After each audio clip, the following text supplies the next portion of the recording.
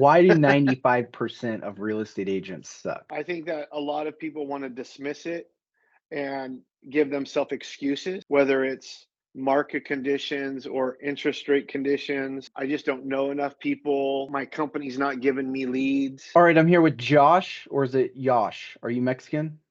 Posh? My name is Josh, Josh Reeve. You're a seven-figure real estate agent. Well, I like my figure. I don't know if it's a seven or not, but my wife says it's more of an eight or a nine. Done basically 100 transactions a year for what, since your second year in the business? Not quite the second year. I think it was number 3 or 4 that we started hitting the Okay. century mark. The, So that was pretty cool. the point is you're a real estate agent. You're not I'm a like full-time me agent. who has his Uh-huh. license and doesn't do much. I'm definitely not like you. Okay. Why do 95% of real estate agents suck? Well, I mean, I think you just summed it up right there. They're not like me, they're like you. So, the reality is that there's a lot of people who have their license because it's fairly simple to get your license. That's not the hard part about the real estate business. The hard part is building relationships with people who earn your trust, who you earn their trust, and they believe in you enough to help you buy or sell a house. So that comes with time, it comes with consistency, it comes with doing a lot of boring things right for a long period of time until people really start to trust you. And I think a lot of people just aren't disciplined. They don't have the consistency and the follow through to make it happen and make it happen right. So I wouldn't say they suck. I would just probably say they're undisciplined and not consistent. So pathetic, undisciplined, unwilling to work hard. How long you been in real estate? I just crossed over the 8 year mark.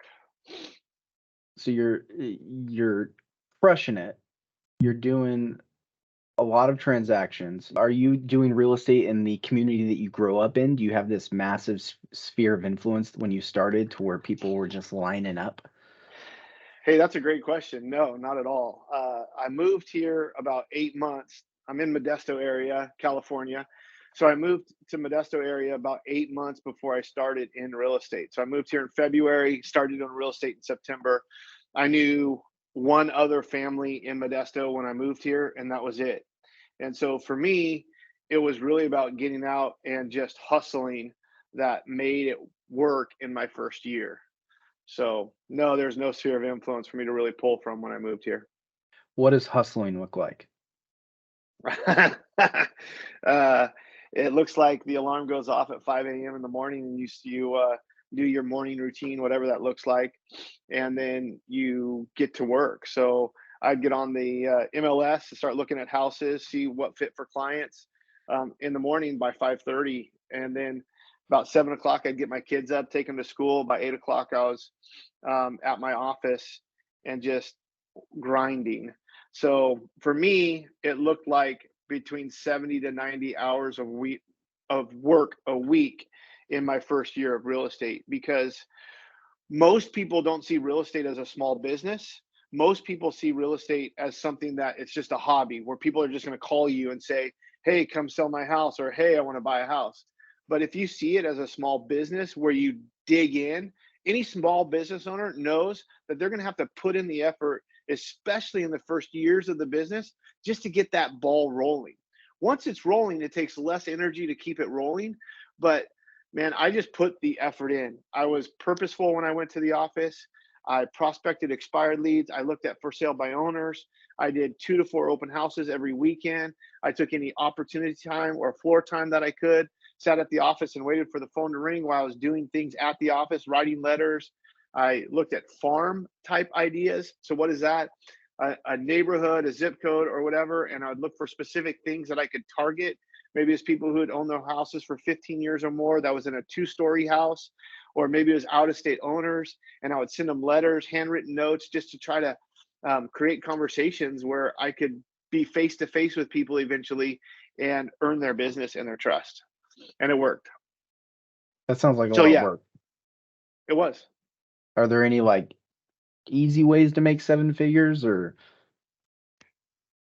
I'm sure there are, but I kind of hold to the idea that's written in Proverbs where it says, "Get rich schemes are fleeting," and so I don't think that's not a direct quote. That's my translation.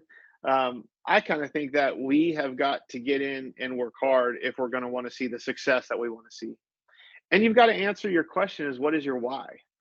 So I think a lot of us get into whatever we get into because it sounds like a good idea, but we've got to figure out our goals, which are fueled by our why. So, what is your why? Why are you doing it? Why are you willing to work 70 to 90 hours the first year you're in real estate in order to achieve some goals that you're after? And for me, it had to do with my kids and my kids' experience of life that was different maybe than mine or what it was. I wanted to be able to give them some things. I wanted to be able to pay for them to go to college if that's what they wanted to do, or trade school or whatever that looks like. I wanted to create a legacy for them um, in my life, and so I knew I had to get in and dig in and go hard. How many hours a week are you working right now? Probably 40 to 50. I show up at the Okay. office every day at 8 o'clock or pretty close to it. Okay, so it's I'm not a doing life multiple open sentence. houses a weekend. Uh, no, it's not a life sentence. So basically, you It's got to put get the your ball rolling. got it. Okay. Well, not everybody's blessed or cursed to live in California and be able to sell $1 million houses all the time. No wonder you're a seven-figure agent. If I was selling $1 million houses all the time, that would be great because I would make a lot more money than I'm making now. But most of my sales, I think my average sales right now are around $450,000, 400 to 450. My first year, my average sale was $328,000. I think 450 is the median house price in 2023. And that's across the country. So you're like Right. right on par with, the everyday real estate agent. What's the people in their first year or people who maybe have been doing it for a long time but they're struggling? What are some of the biggest lies that they tell themselves as a real estate agent? Mm. Boy, that's a great question. Shoot. I think that a lot of people want to dismiss it and give themselves excuses, whether it's market conditions or interest rate conditions, or I just don't know enough people. My company's not giving me leads. Um, it could be any of those kind of excuses, and maybe it's I don't understand technology enough. I don't know social media and all those kinds of things. So we can give ourselves an out in a lot of different ways. And me and my business and who I am as a person is I don't want to give myself an out. If I don't know how to do something, I either want to figure it out or I want to find somebody who will figure it out. In my first year of real estate, and even now, I will say that people say, Josh, how come you're so lucky? Or how come you've been able to do so much? And I really tell them it's three things. Number one, I'm gonna I'm gonna look to the Lord and I'm gonna say the Lord's blessing in my life. He gives me my breath, he gives me my strength. And so that's first and foremost. Number two is I'm gonna outwork you. I'm gonna work harder than the next guy. I'm gonna grind longer than the next guy. And then number three is I will follow up on you until you tell me to leave you alone. And if you don't tell me to leave you alone, I'm going to continue to follow up on you because I don't know what's going on the other side of the screen or on the other side of the phone line or whatever it is. It could be that you're going through a family crisis and so you're not responding to me. It could be that you're going through some major stresses at work or with your family or maybe your number changed. So I'm going to keep on following up on you until you tell me to leave you alone. So I'm going to follow up on you until you tell me to leave you alone. I'm not going to give up. That's one thing I think you really helped me with this year is when I think a lead has died, you're like, until they've told you no, they're still They're out still there. alive. Yeah. Sure, might be on life support, but they're still out there. Tell me about a time that you screwed up in real estate as being an agent. Hmm, that's a great question. So I remember I went on a listing in my first year of real estate, and one of the things we talk about sometimes in working with people is to mirror people. So if they're excited, you're kind of a little bit more excited. If they're a little bit more subdued, you're a little bit more subdued. It puts people at ease to mirror them. And so I went and met with a lady. She had a house that she wanted to sell. I had met her at an open house. So her desire was to sell her house and buy a new one. And I went in and she was really non-energetic, really subdued, and just kind of chill. And she was very nervous. I could tell that. So I'm a pretty loud, energetic, hard charging kind of person. So I subdued myself. And I remember she was telling me about her house. She walked me through her house and I was asking her questions about her house. It was a nice place. And I saw like a week later, it was listed with a different agent. Well, I had a client who actually wanted to see the house. So I went and showed the house. She let me into the house. And after I said, "Hey, can I just ask you a quick question? What did I do wrong? Like, how can I grow? I'm not trying to earn your business now, but what could I have done different to earn your business?" And she said, "You weren't excited about my house." And so right there, that was a quick lesson for me to learn early on in real estate that said that whatever house a person is selling, that is their house. It's their pride and joy. It's their investment. It's usually the largest asset a person will ever own. And if I'm not excited about their house, then they're not going to be excited to work with me. So that was one of the things I failed on early on in real estate. You've had everything handed to you pretty much your whole career. Yeah, everything. If you know, we didn't decide to start our real estate business in a bull market like you, or you know, have a huge sphere of influence, like you said that you didn't, but you probably did. If you're gonna start today, or if you're gonna coach me, who's a new agent, who's hungry, who's starting today, what should my 90-day game plan be right now? And then as a follow-up to that, what should the 1 year path forward look like?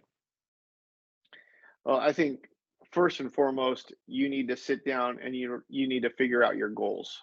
What are your goals? I remember I was going through some real estate classes, and they went around and said, "What are your goals for the first year? How many transactions do you want to do?" And granted, national averages for agents in their first year of real estate to do 2 to 4 transactions. And I was just doing math and figured out that for me to survive, I needed to do like 18 deals in my first year. And so I remember saying, I want to do 18 transactions in my first year of real estate. So, number one, I'm going to tell you to write down your goals. By the way, I did 30, just so you know. You got to write down your goals. Number two is you got to figure out your commitment to yourself and to the people that you're looking to help. A lot of times we're not willing to commit.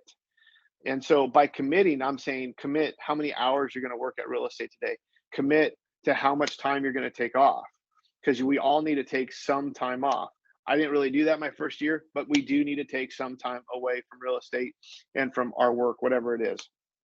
Make a commitment to your family, but make commitments that you're determined that you're not going to break. And so those are a couple things I'd say. The biggest one is you got to get in front of people. So how are you going to get in front of people? It might be open houses. It could be door knocking. It could be going out and setting up in front of a coffee shop or a grocery store. It could be sponsoring golf tournaments. Like, determine going into it how you're going to get in front of people and then do it. And I just say, don't say no. Chase every lead down and make the phone calls, write the letters, whatever it is. So I would just tell you to commit to working a lot and to figuring out ways that you're going to get in front of people. We got to get face to face or belly to belly people in real estate, because they've got to somehow figure out how to trust you. And they're not going to do that over the phone or on an email or a text message. So you got to figure out how to get belly to belly with people. Open houses were my jam. I did 2 to 4 open houses every single weekend. My first year I was in real estate, I did 2 to 4 open houses because I really determined, starting my first full year, 2016, that I wanted to close 36 transactions in 2016, right? And so I just engineered it. I knew that it took me meeting 24 people to make one client. Okay. I knew that on average, I had 8 people going through my open houses. So for me to create one client, I needed to meet 24 people in a weekend, and that would give me my numbers that I needed in order to get to 36 transactions. So that's what I did. I did 2 to 4 open houses every single weekend, so I could be belly to belly, meet people, followed up on them like crazy. I I did some prospecting of expired leads, so listings that have expired. I'd go by the house and see if I could relist it for them. I just would do anything I could and just fish with every kind of bait I could to see who I could catch, and it worked. And that's what I tell an agent to do: work on things and then be consistent in them. I prospect expired leads. I went by over 300 houses my first year in real estate. Open houses, I was consistent with them. I did 2 to 4 open houses every weekend my first year of real estate. We got to be consistent at things we do in our life. What are people doing that's essentially wasting their time being busy? Like what activities do real estate agents tell themselves, Ooh. "Oh, this is me working, but it's really the return on investment for the time spent is a complete waste of time." That's a great question. Um, I think that one, we have to have a social media presence, but I think sometimes we spend too much time focused on the social media presence. Your social media presence doesn't build you trust, and it doesn't help you meet people outside. One of the things that I have found in my years of real estate, and for 4 years, I actually led the professional growth and development for our company, which has 650 agents. And one of the things I found is for new agents, rarely did their closest family and friends use them because they knew them before they were in real estate, and they wanted to see that they could trust them before they would use them.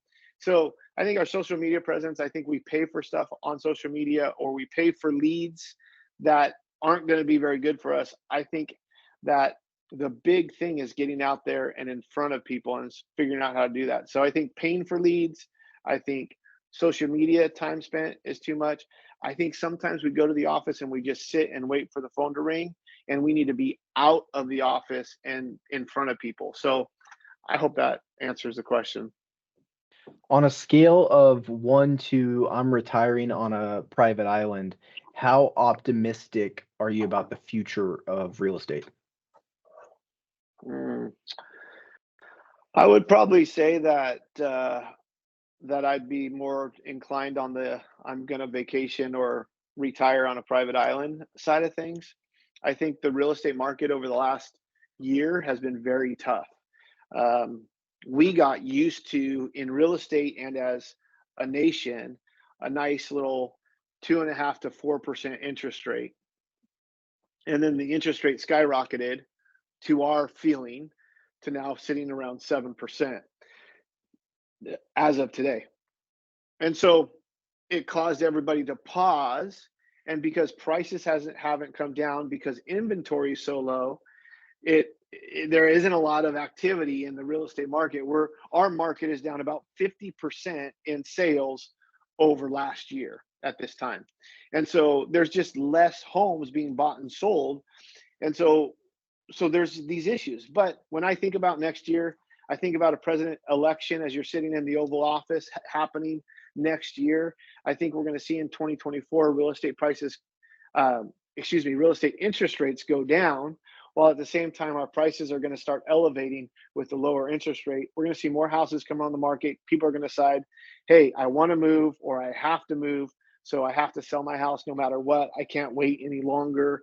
And so I see the market really in 2024 becoming much more active and more sales happening. I Now feel good let's about the market. Okay. Let's really stretch our imagination here and pretend like I'm a peasant. I'm a peasant first-time home buyer, and you're my agent representation in your market. What's a good deal? You know, that's a great question because the reality is there's no real great deals. Um, Real estate is what it is, and the market is going to dictate the price. Now, a great deal is going to be different for every person. If you're coming to me and I know that you're a little bit of a handy guy that can maybe do some elbow grease on a house, I'm going to say, let's look for the worst house in a good neighborhood, and that'll be a great deal for you because then you can get it for below market value for the neighborhood. because you're going to go in and you're going to put some elbow grease in and make it to become market value or above with the fixes that you do. That's really, when I'm looking for a house, that's what I'm looking for. I'm looking for the worst house in the best neighborhood that I can get a loan on. You can't get a loan on every worst house because sometimes they have to be a cash or hard money loan deal, and that wouldn't be good for you as a first time peasant buyer that you're talking about. In Modesto, man, if you can find a house for around $350,000, that's going to be a great deal for a first time home buyer in a decent neighborhood. So that's what I would tell you. Are there any questions that I should have asked you that I didn't ask? I think you could ask me, why do you think so many real estate agents are leaving the business? Because right now, about 60,000 agents are leaving the business per month across the nation. That brings up a good point. Hey, Yash, I have a question. Why are so many agents leaving the business? Well, I think that it's for a lack of a goal and a lack of a system. So a lot of agents are by accident agents, or they do business on accident rather than because of a system. If you're a systematic agent who shows up to the office, who has things that they do every day, who is consistently working at getting in front of people, you're going to continue to do business no matter what market that you face. It's the agent that's just waiting for the phone to ring or to run into somebody for their business to happen that are leaving the business. So the agents that don't have a system, they're not on purpose agent, they're on accident agents. Those people are fleeing the business in droves because they don't know what to do. So, can I ask a question of you? Yes.